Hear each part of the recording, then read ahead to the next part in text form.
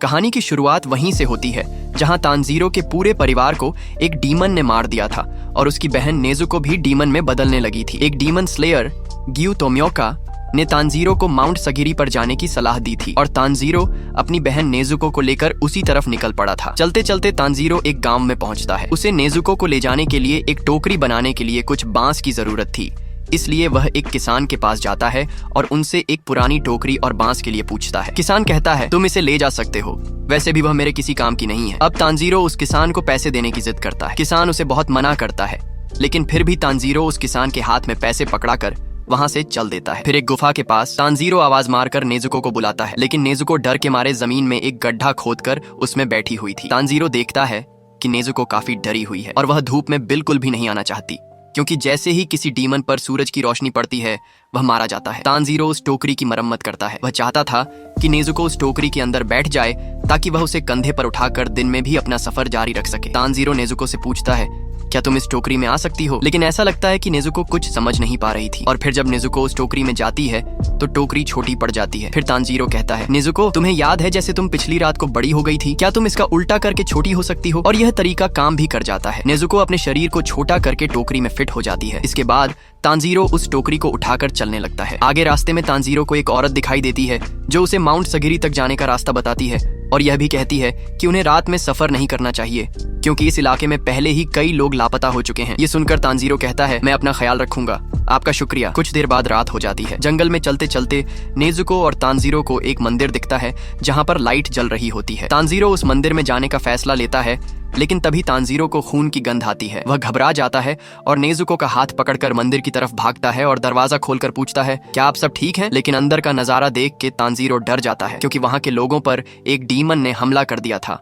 और उन्हें मार दिया था और अब वह उनका मांस खा रहा था। तभी उसकी नजर तानजीरो और नेजुको पर पड़ जाती है। वह डीमन उनको चेतावनी देता है कि यह उसका इलाका है और उसके इलाके में आने वाले को इसकी सजा भुगतनी पड़ेगी। इतना सारा खून देखकर नेजुको की भी लार टपकने लगती है। फिर डीमन को जैसे ही पता चलता है कि तानजीरो एक इंसान है, वह उस पर हमला करने आता है, लेकिन तानजीरो अपनी कुल्हाड़ी से उस डीमन के गले को ही काट देता है। यह देखकर डीमन कहता है, कुल्हाड़ी का हमला बुरा नहीं था, लेकिन इस तरह की खरोंचें जल्द ही ठीक हो जाएंगी। यह बोलते ही उसका जख्म पूरी तरह ठीक हो जाता है। फिर वह डीमन तानजीरो की नजरों के सामने से गायब हो जाता है और अचानक से उसको गिरा देता है और फिर तानजीरो का गला दबा देता है, जिससे तानजीरो का दम घुटने लगता है। डीमन कहता है, मैं तुम्हारी गर्दन तोड़ दूंगा। जैसे ही लगता है कि वह डीमन तानजीरो की जान ले लेगा, तभी नेजुको भागती हुई वहां आती है और उछल के ऐसी लात मारती है कि उस डीमन की गर्दन दूर जाकर गिरती है। बिना सिर का डीमन देख तानजीरो और भी डर जाता है, लेकिन वह डीमन अभी भी मरा नहीं था। तभी नेजुको एक और लात मारती है और उस डीमन की सिर कटी बॉडी भी पेड़ से टकरा जाती है। इसके बाद डीमन का सिर कहता है, तुम दोनों में से एक डीमन है। मुझे शुरू में ही अजीब सा महसूस हुआ था। वह नेजुको से पूछता है कि वह डीमन होकर इंसान के साथ क्या कर रही है। फिर डीमन की बॉडी नेजुको पर हमला करती है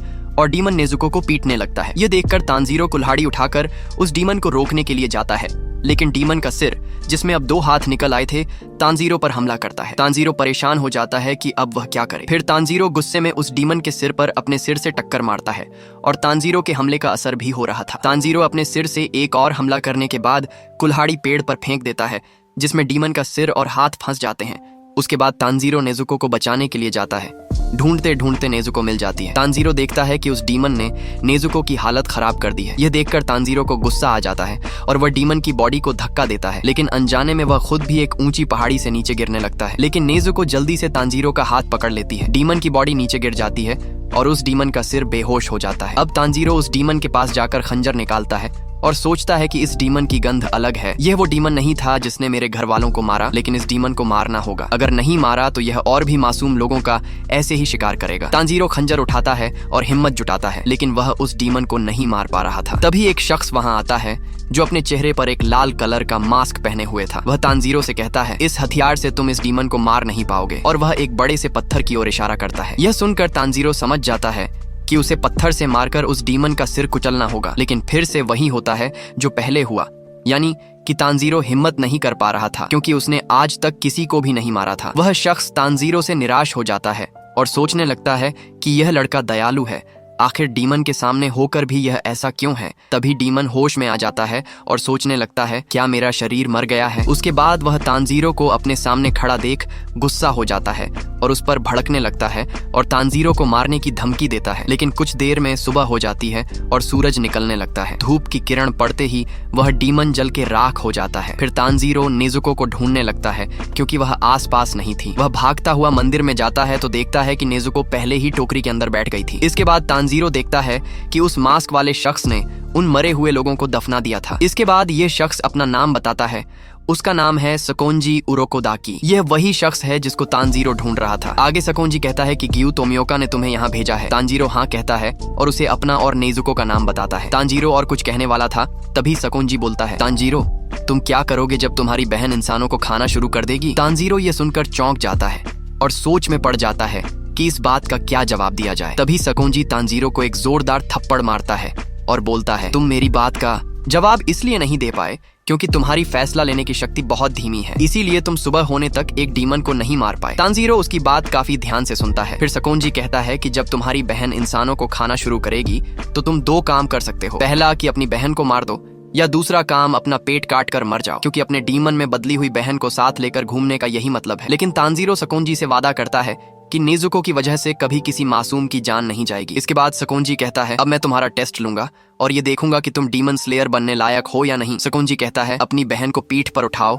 और मेरे पीछे आओ। इसके बाद सकोंजी तेजी से भागने लगता है और तानजीरो उसका पीछा करता है। उसकी सांस फूलने लगती है। तानजीरो सोचता है कि यह इतने बूढ़े होकर भी कितने तेज हैं। साथ ही तानजीरो सकोंजी के कदमों की आवाज भी नहीं सुन पा रहा था। तानजीरो नेजुको से सब्र रखने को कहता है क्योंकि नेजुको को टोकरी में काफी झटके लग रहे होंगे। फिर एक फ्लैशबैक दिखाया जाता है जहां नेजुको अपना किमोनो सिल रही होती है। तानजीरो कहता है कि अब तुम्हारे लिए एक नया किमोनो खरीद लेना चाहिए, लेकिन नेजुको मना कर देती है और कहती है कि ये किमोनो मेरा पसंदीदा है और ड्रेस लेने से अच्छा है कि अपने भाई बहनों को पेट भरकर खाना खिलाना चाहिए। फिर तानजीरो नेजुको से वादा करता है कि वह उसको वापस इंसान बना देगा और उसके लिए नया किमोनो भी खरीद के देगा। कुछ देर तक भागने के बाद वे एक घर में आकर रुकते हैं। तानजीरो थकी हुई हालत में पूछता है, मैंने टेस्ट पास कर लिया ना? जिस पर सकोंजी कहता है, अभी तो टेस्ट शुरू भी नहीं हुआ है और हमें माउंटेन की चढ़ाई करने जाना है। फिर वह नेजुको को सुलाता है। इसके बाद दोनों एक बहुत ऊंचे पहाड़ पर चढ़ते हैं, जिस पर चढ़ने में ही तानजीरो की हालत खराब हो गई थी। सकोंजी तानजीरो से कहता है कि उसे अकेले पहाड़ के नीचे वाले घर तक वापस आना है। अगर उसने यह सुबह होने से पहले कर लिया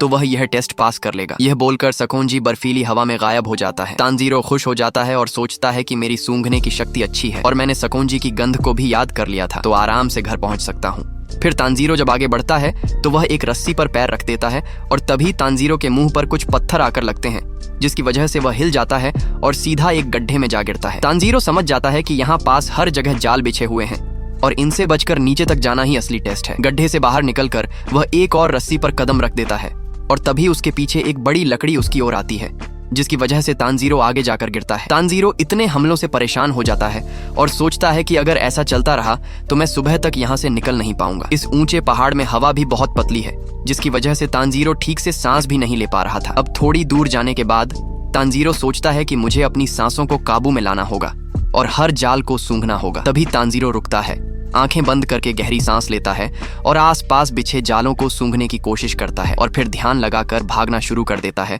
और उन जालों से किसी तरह खुद को बचा कर रखता है। तानजीरो खुश हो जाता है कि इंसान के बिछाए गए जाल में उनकी अलग गंध होती है। दूसरी ओर सकोंजी घर में बैठकर खिड़की की तरफ देखता है। फिर तानजीरो उसके बिछाए जालों को पार करके आखिरकार घर तक पहुंच जाता है, लेकिन उसकी हालत खराब हो गई थी। फिर एक फ्लैशबैक देखने को मिलता है जिसमें गियू ने सकोंजी को एक पत्र भेजा था, जिसमें लिखा था, मैं आपके पास एक लड़के को भेज रहा हूं जो डीमन स्लेयर बनना चाहता है।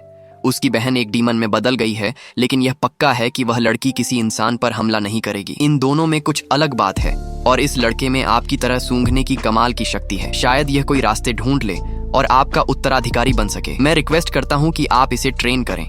आपका प्यारा गियू। यह पढ़कर सकोंजी तानजीरो को ढूंढने के लिए निकलते हैं और आगे क्या हुआ यह हमें पता ही है। कहानी वापस वर्तमान में आती है और तानजीरो को देखकर सकोंजी कहते हैं, मैं तुम्हें अपना स्टूडेंट बनाने के लिए तैयार हूँ।